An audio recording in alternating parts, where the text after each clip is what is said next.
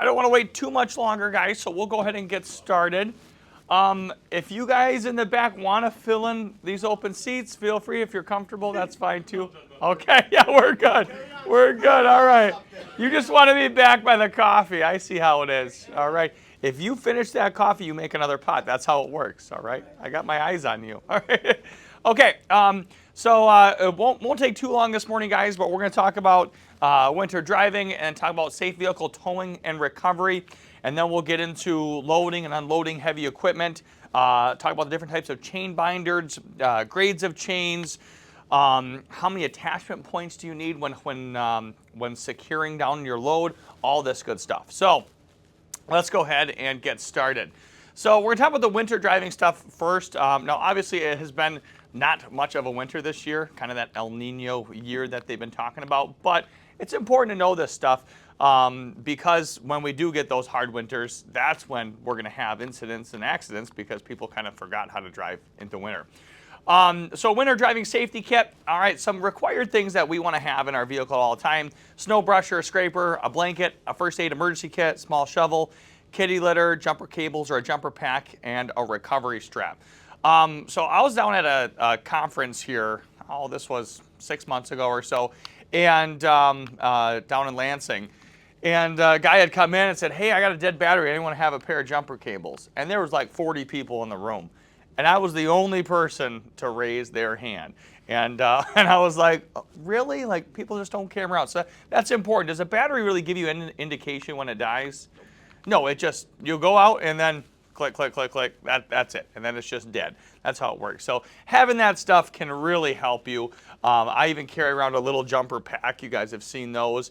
And that's super easy too. Yeah, lithium ion, you hook it right up. It'll start pretty much any small car battery. So very effective. And then kitty litter. In the wintertime, especially trucks and everything, they get stuck on wet leaves. Kitty litter, especially on ice and snow, works extremely, extremely well. A lot better than salt and sand. So it's just very effective.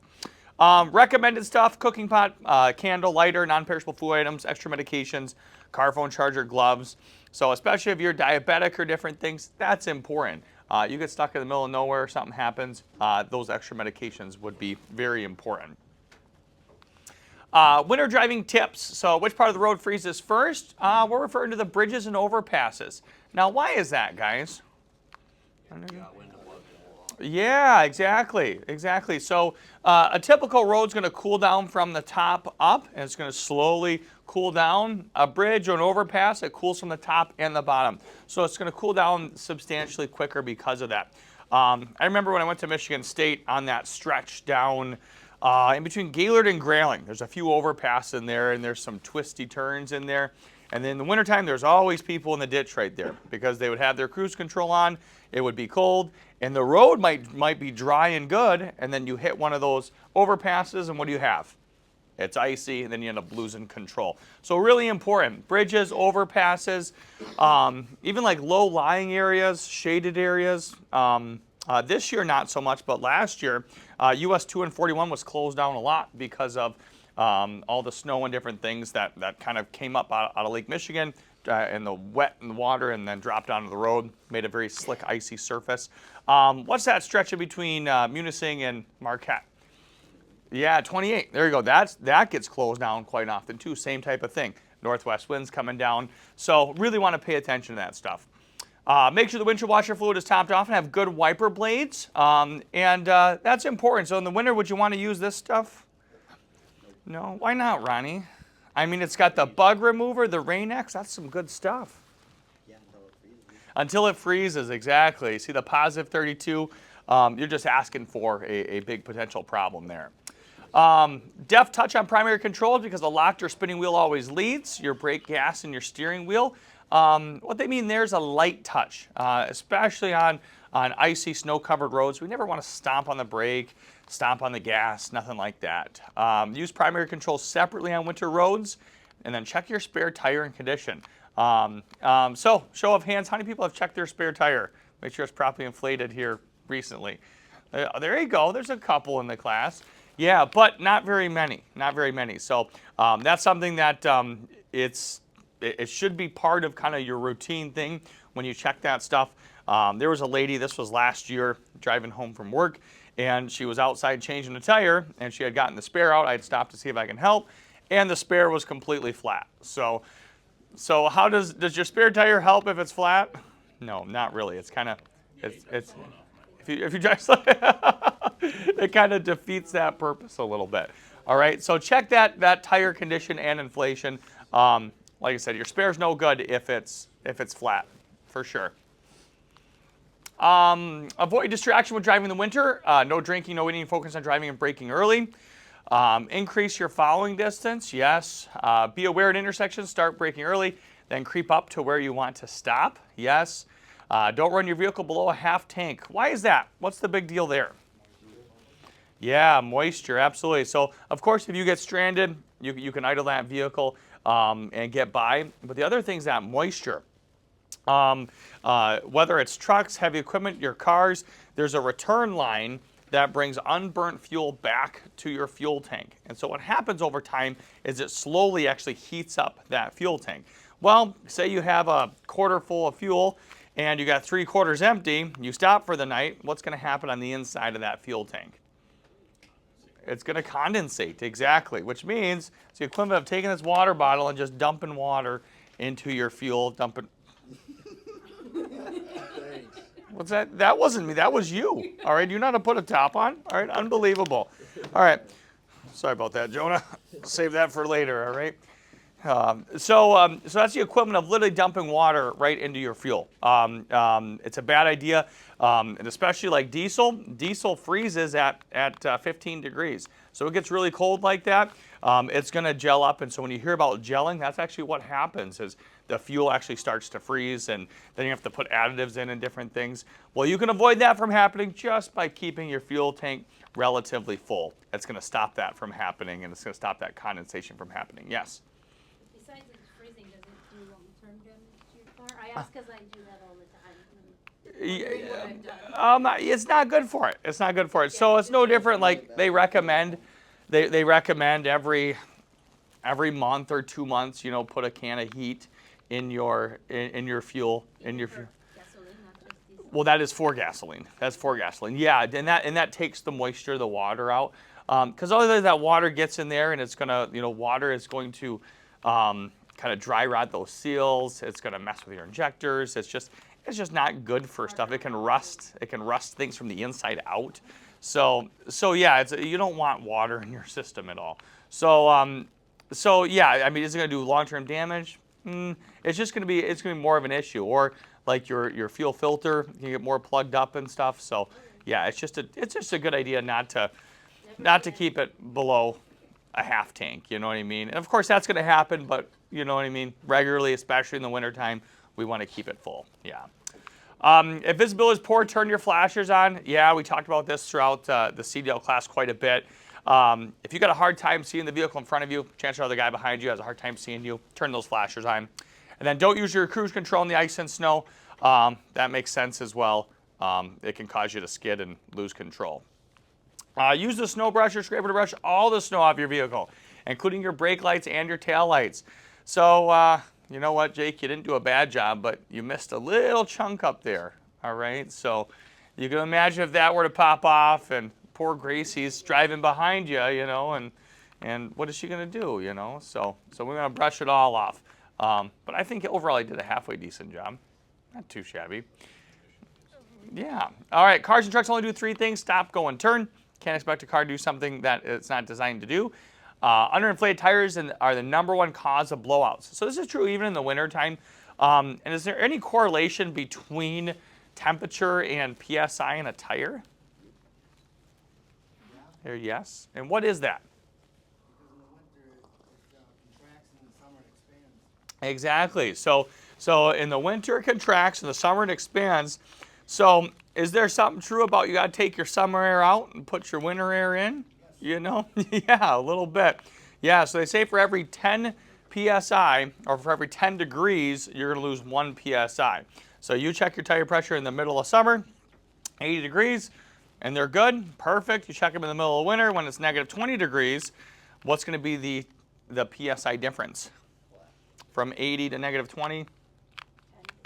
Yeah, 10 psi, 10 psi. So that's a big difference. And so remember, under inflation is the #1 cause of blowouts. So you see that a lot, especially this time of year as we kind of go into spring. And you see people getting their campers out of storage, right? Do you check your camper tires when you get out of storage? All right. Yeah. I had a blowout. Because you had a blowout. Okay. Yeah, yeah. And it's just one of those things you don't check. Well, naturally, it's going to lose a little bit of pressure, and you got a big 10,000-pound camper on just a few little tires. And yeah, #1 cause is underinflation. And so making sure you keep your tires properly inflated is important. For sure. It's just one of those things that we don't check that stuff as often as we should. Yeah, Scott. Use nitrogen instead of air, you won't have them problems. Well, you know what? We don't always have access to nitrogen. All right, Scott. but you are right. You see, like the newer vehicles that they come stock with nitrogen in them, so that way it doesn't have it doesn't fluctuate with the temperature as much. But do most shops carry nitrogen if you do have a tire that needs to be filled up, or? You can throw it in there. You might Yeah. know. Yeah. And isn't right like the ambient air like 50 or 60% nitrogen? So, that's right. 70. Well, I stand corrected. All right. See, got the DNR guys up front. All right. They're smart cookies up here. All right. But yeah, it's a lot. But we were talking about like pure nitrogen, right? So it just doesn't have that effect. I know I've never done it, but I'm big into scuba diving. But anytime you go past 100 feet, they need to change the composition of the air that's in your tanks, because oxygen at that depth under that pressure becomes poisonous to you. So, which is kind of weird when you think about it. But so they put in a lot more nitrogen and less oxygen, and it balances out that equation or something. So, there's definitely something to that, for sure. But for the rest of us, Scott, we got to check that tire pressure. And we're going to check it relatively often. That's important.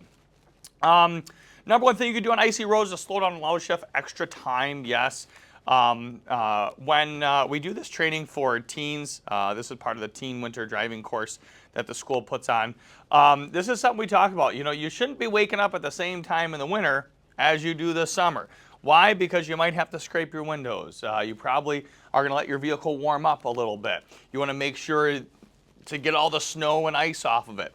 So there's a lot more things you got to do in the wintertime, and so you want to plan and prepare for that. And I always recommend, give yourself an extra 15 minutes. You get up at 6:30 in the summer, well, get up at 6:15 in the winter. Give yourself that extra 15 minutes. That's important. We never want to rush to get to work. Most dangerous roads are when the weather is between 30 and 34 degrees. Always know what the temperature is outside. Why is that? What's significant about that?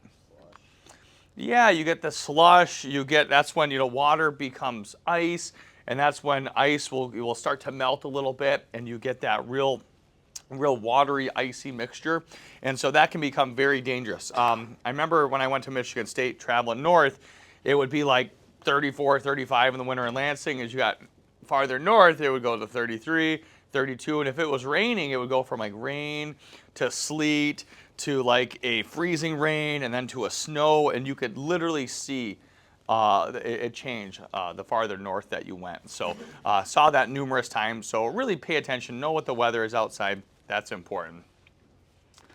On a 4-lane highway, stay in the lane that's cleared of snow most recently.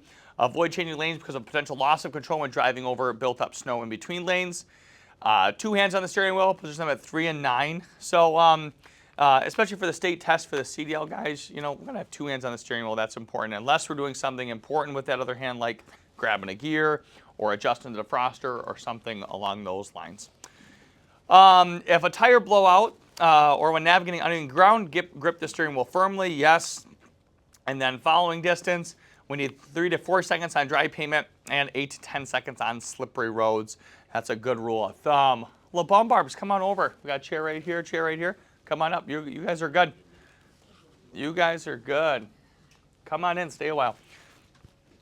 But careful with this water bottle. Jonah, he tried giving me a bath earlier, that. I already had one this morning, but thanks for that. All right, appreciate it. All right, 2-wheel drive, 4-wheel drive, all-wheel drive, and diff lock. So you hear this relatively common. I have 4-wheel drive, I'm good in the winter, right? Or my car is all-wheel drive. What do I have to worry about? But what exactly does all-wheel drive, 4-wheel drive, what does that do for you in the winter or in the winter roads? Does it help you stop? Does it help you corner? Does it help you keep control of your vehicle on icy roads? No, so what it does, it's helpful when you first start to move or accelerate. That's just about it. You know, it kind of maybe stops you from potentially getting stuck. It allows you to get moving. Once you get moving, it doesn't help you stop, it doesn't help you corner, and it doesn't help keep control of your vehicle on icy roads. And even like four-wheel drive, you come into a corner, what's that four-wheel drive actually going to want to do? It's going to want to push, yeah, push you to the outside. Absolutely. So some people get maybe a little overly confident because they have four-wheel drive or all-wheel drive in the winter, when in fact it doesn't help you do a lot of things. It just helps you accelerate, helps you first start moving that vehicle. What does all the new technology on cars mean? So we got the ABS, helps give you directional control, mandatory on vehicles since 2000. Can you still drive if your ABS light comes on? Yeah, absolutely. That just means your brakes are going to lock when you brake hard on adverse weather conditions. Traction control reduces power to the drive wheels that are slipping. Can you drive if your TC light comes on? Yeah, and so even teens, we got to teach them how to turn it off too, because if you're on ice or a little bit of snow, sometimes you can't get moving with that on, and you need to turn that off to get those wheels to spin a little bit to get down to the gravel, the asphalt, or something along those lines. Electronic stability control. This system will rapidly apply the brakes for a fraction of a second at individual wheels and simultaneously reduce engine speed to keep the vehicle under control. NHTSA says the greatest life-saving improvement since the safety belt. ESC is required since 2012. So if you got a GMC, it's or a GM-made vehicle, it's known as StabiliTrak, Chrysler Electronic Stability Program, and Ford Advanced Track. How many people have that on their vehicles? By a show of hands. Okay, about half the class. I hate it. Yeah, yeah. You really can't get your wheels spinning real well, but it really stops you from going into a skid essentially, and that's what it's designed to do. So it works. Some of the GMCs you can actually press and hold, and it'll actually turn that off. Yeah, yeah. That's how my truck was. You press it and press it again and hold it, and it'll shut off the traction control, StabiliTrak, and that entire system for sure. All right, explosion of electronic systems. A lot of different things in today's cars and trucks that maybe weren't there 20, 30 years ago.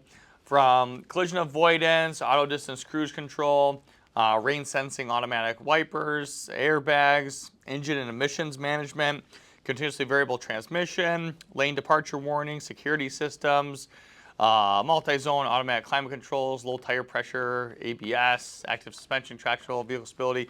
So yeah, a lot of things nowadays on cars that you didn't see 20, 30 years ago. All right, winter driving skids. All right, understeer skids, the skidding of the front tires. We want to lightly brake and bring the steering wheel back center. For oversteer skids, that would be like drifting, you know, the rear end of your vehicle. We want to lightly apply the brake, back steer, then counter steer past center to keep the car straight. Note, look and steer in the direction you want the vehicle to go. So this is a sign out in Colorado.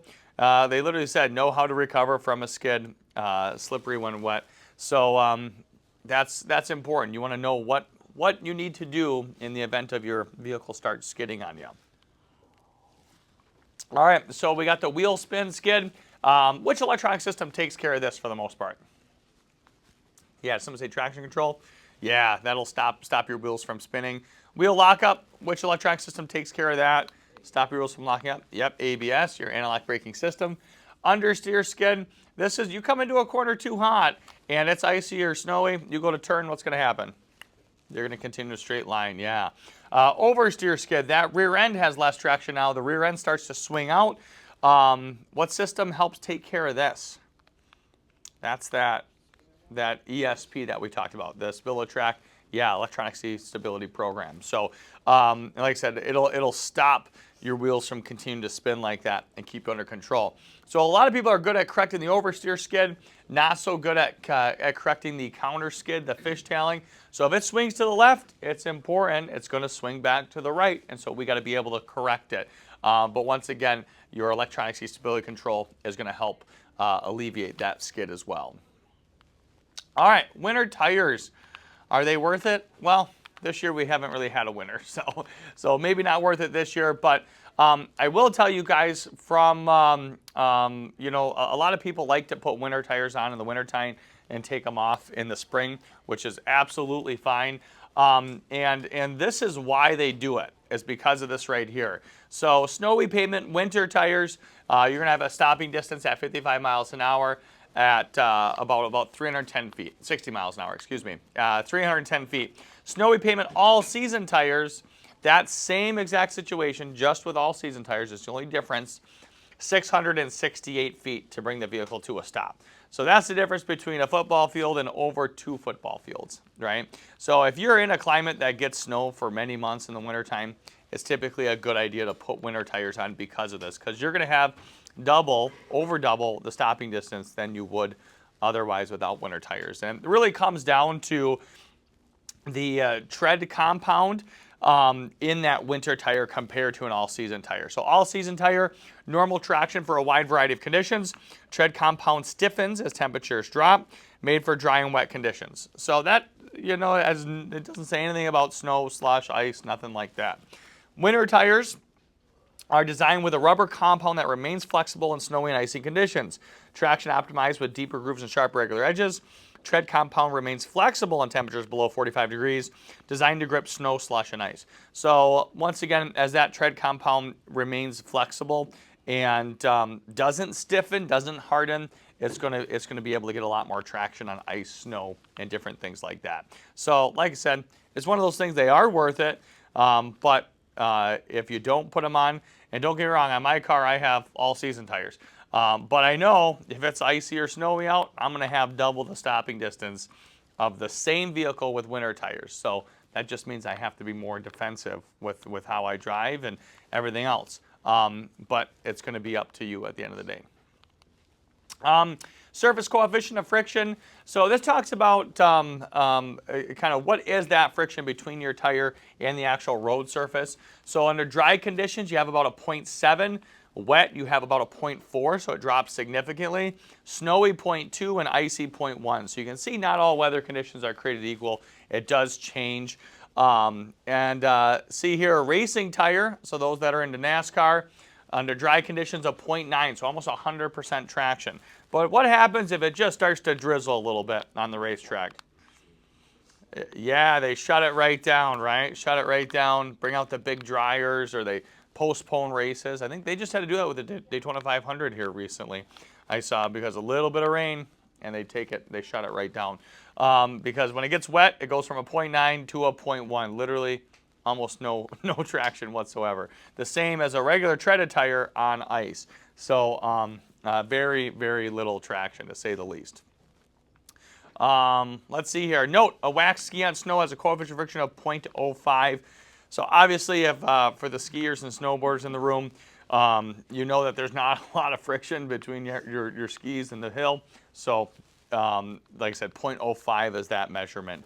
So not very much at all. Total stopping distance, if you double your speed, it takes 4 times the distance to stop. That's why it's encouraged to slow down in the wintertime on ice and snow-covered roads. Your total stopping distance is a combination of perception, reaction, and braking distance. Cause and effect of highway crashes. We have following too closely, overdependence on brakes, driver inattention, driving too fast for conditions, inability to control skids, and failure to use mirror, signal, and yield. Note, the National Safety Council says 2/3 of highway accidents are caused, at least in part, by driver error. So that's the majority of accidents and crashes are caused by driver error. These things are